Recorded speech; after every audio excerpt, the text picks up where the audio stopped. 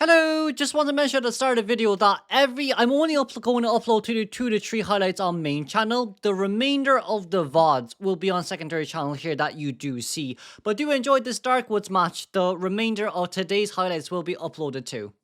I'm dying a bit, but WBG is taking on Darkwoods.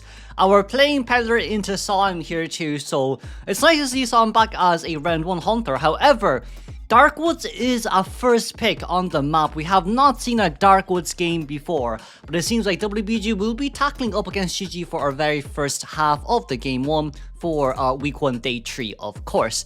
For now though, we should be able to see Archer, First Officer, Puppeteer, and of course the Magician. And from the bands as well, it's Seer and Decurion, alongside Wish, Meteorologist, and Gravekeeper. But with this, it's going to be our first time seeing professionals rotating around Darkwood, right? I do wonder how Cutting will play this, but we see here, right? It's going to be middle given towards First Officer, close towards, well, not close towards Treehouse, towards the lake. The lake will be given towards Persica, Treehouse is for Puppeteer, and 2-story for the Magician at the back. You're going to be able to see Peddler here spawning right below First Officer. So there is a good chance that Magician is first chase. But it doesn't matter if Magician is first chase or not, because that Vines cannot leech on towards the Magician if the illusion has been dropped down too. But with this, we're going to be able to see a confined, well, Trauma Detention alongside with Berserker and Claustrophobia. And then from the Survivor side, Tide Turner Flywheel on Magician, Tide Turner Puppeteer, Tide Turner First Officer, Flywheel for Archer. This will be game 1 first half between GG versus WBG, as we're finally going to be able to see Darkwoods here being played.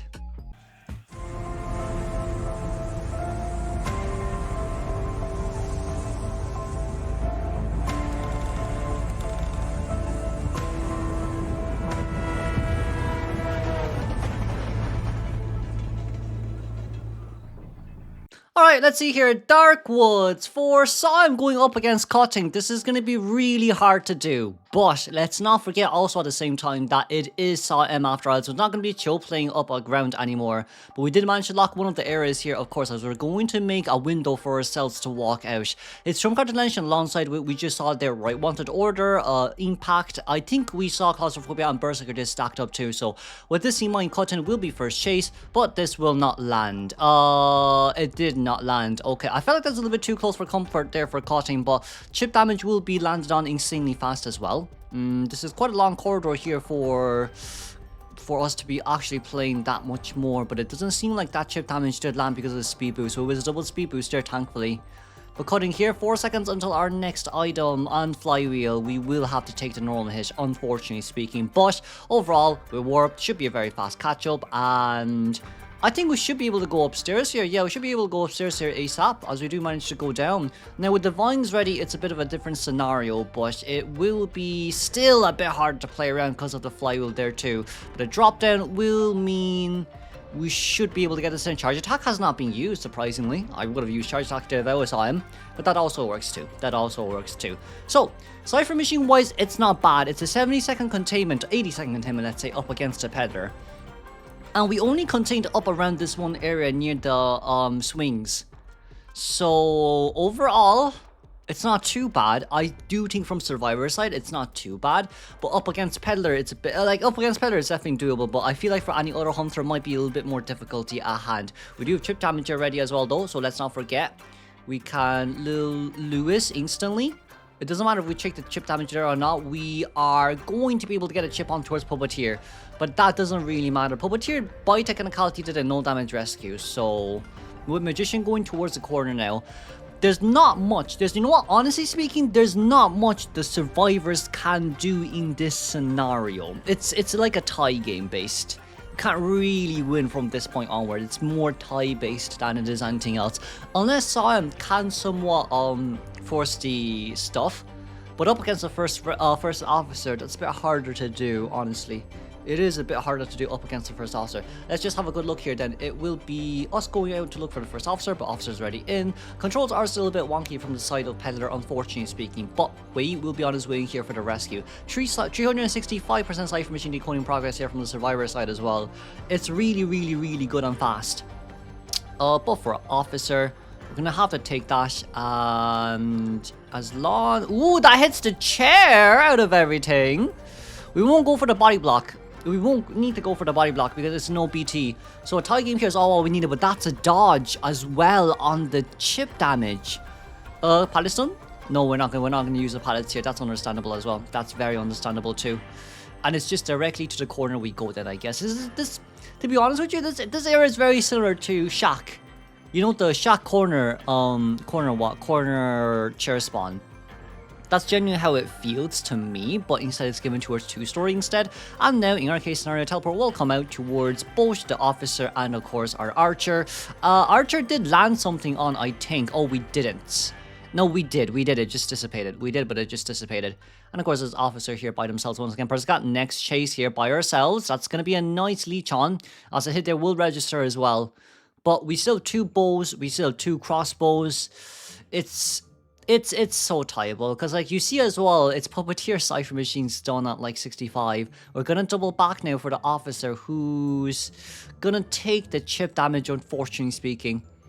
He will go down. I feel like Goku either has to come in or Archer has to harass somehow. There's no in between. Oh, there is no in between. Archer's just gonna come. Oh wow! Instantly a dash. We could, you know, we could pop here. We don't even have any knee-jerk ref. Well, we don't even have any flyings left. I can't talk today for some reason. Persica, we're gonna go upstairs. This should be easy. Yeah, this should be an easier containment time. It's basically once you're at Treehouse, it's a free containment time end game because you can't really get anyone down that fast as well. Sam's main goal here is, genuinely speaking, force that 100 stack. Wait a second. Wait a second. We don't. Whoa. There's a dungeon. There's a dungeon in another 70. There's a dungeon. There's no. There's no way. There is no way. It's not happening. It is definitely not happening. But Persica's gonna go back upstairs here. Oh no, that's even worse. The only reason why that's even worse is because we can swing.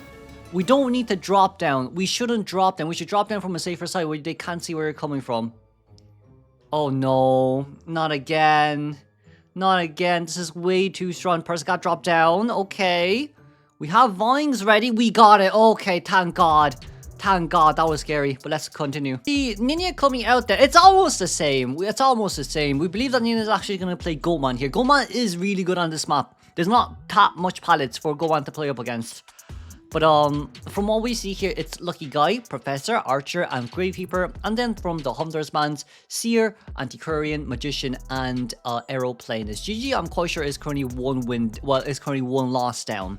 But both of these 2 teams are like 1 loss each. So I guess whoever wins this would have a bit of an easier time. However, it is Color Blue that has been selected here instead.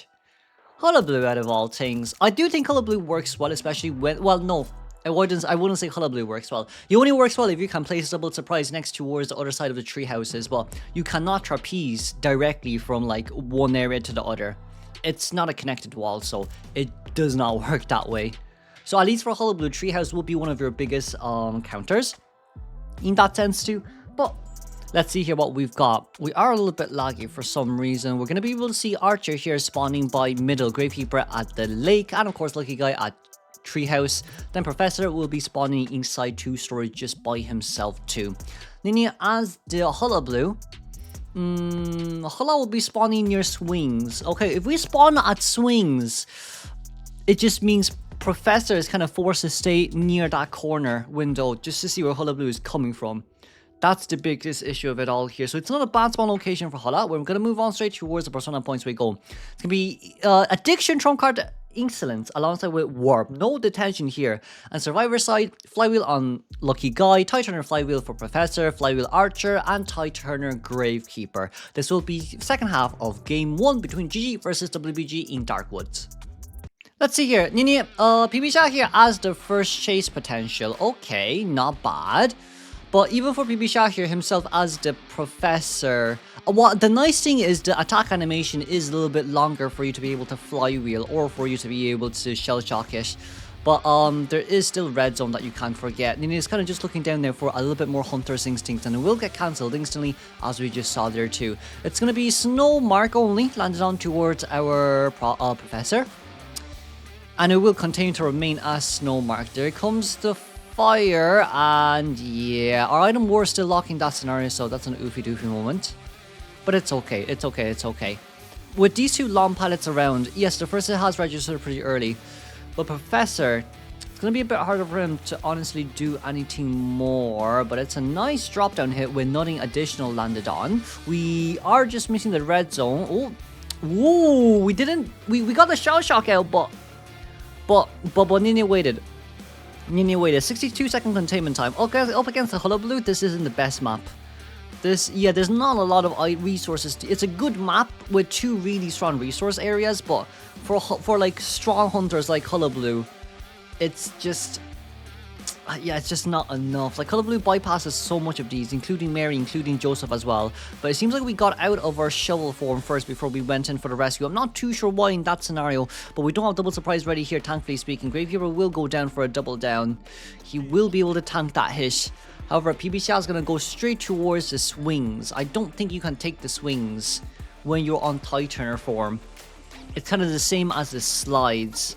So now we're at a scenario where it's like, okay, we landed two at once. We do have flywheel to go up, but it just isn't enough. 18 got a gun. Ooh, Archer with the harass once again. Archer with the harass. We're able to get towards the other side. 18 can gun here. He can still gun here. There is still that possibility left on our hands to use. But Nina's just missing one more red mark. And you can wait actually on that red mark too. But it's Lucky Guy. It's Lucky Guy and the Professor. Nice gun. Nice flywheel too. Just about in the attack animation as well. And we're 15 seconds left until we have our shell shock ready. If we're going to shell shock this, that'll be great. But a spin. But there's a spin. Yeah, there's a spin. We tried. You know what? We tried. The rebound kite was good. But it took Gravekeeper self-heal. It took Archer bow and arrow. It took Lucky Guy gun to do all of this. And I think now it's honestly speaking for the sell. Especially with the fact that you can actually hide upstairs here. Like, the one good thing about Darkwoods is it's so easy to sell. Like, Treehouse, you have like at least four chairs here near Treehouse that you can use. But then Gravekeeper wants to come in, Lucky Guy wants to come in for Rescue 2, even though we've no items really left to use. However, Shell Shock is ready, so I guess fair enough. We will be able to get the hit. But I mean, it's really just Professor Red Zone now. Shell Shock number 1, that's fine. Shell Shock number 2 cannot come out. It's a bit hard. It is a bit hard, to be honest with you. And you see Kuta upstairs getting healed as well by the boss. So let's just say at least with Warp Ready, 18 may be dead, but we at least got someone healed. But I don't think we need to rescue in that scenario, I'll be honest. Missing one more red zone, flywheeled. Okay, not a bad flywheel. Oy, but we'll still register because of the double surprise one more time. And there's a basement as well. There is a basement as well. Kutao's Cypher Machine stuck at 77%. If that Cypher Machine can't be decoded, then the only thing that it means now is abnormal. You need to change the teleport. No abnormal for you then. Okay, that's fine. PB-Tan's on their way into rescue as well. Kutao, not much there that can be seen, unfortunately speaking. But it's now up to the Archer. It's not a lot, honestly speaking, right? It's not a lot that you can do in a scenario like this, but if you can't overcome this, it gets even worse. Archer, nice hit. We couldn't fly with there, unfortunately speaking, because Nini is just genuinely speaking way too strong. But can we bow an arrow here, Archer? Archer has to bow an arrow somehow. Archer did not bow an arrow. No, she did, but it was on cooldown. We did manage to fly with that one, though, but one more mud ball and we're down. But once again, the scenario we're in is Gravekeeper has to come in early. Archer now has to go decode. As long as Gravekeeper hides, that's the most important part, as we see Lucky Guy's bot upstairs as well. But we're so close to Lucky Guy's bot, it is pretty scary in this case, as PB-Tan did not get the mud ball landed on, but that's okay. But the backdoor rescue here, I don't think it's a good idea, especially when there is no one decoding here just yet. So it's really Lucky Guy by himself, which is already not good. Double surprise is ready in 7 seconds. Yes, you have a pallet there to use, but it's just crazily scary. It is just crazily scary. There goes down 18. That's fine. There's nothing wrong with that. And you see Gravekeeper is also decoding too. So they're actually only aiming for a one-man escape. They probably predicted that the Cypher Machine was not enough, even with accelerated decoding. But I mean, teleport. And Gravekeeper shovel has been forced out as well. Couldn't get anything on towards the Archer there. As long as we just... Ooh, that's a snowball. As long as, oh, okay, 30 something stacks, that's fine. That's fine. It will just start slowly going down now. Yeah. And we have 2 trapezes, so what are we kidding about right now? Oh, wait a second, that was a little bit overshot. Nothing over towards that side. And okay, nice hit. You know what? Nice hit. But aside from reaching has pop, but it's still a 3-man elimination. I feel like for Darkwood, since we're evaluating this so much, up against normal characters that do get affected by Padis quite a bit, I would say Darkwoods is a good map, good enough map, but also at the same time, Darkwoods is a good map for selling too, but it's just GG wasn't willing to sell this game. I don't know why we decided not to sell this game, but it's still a 1-man escape. It is still a 1-man escape as we move on.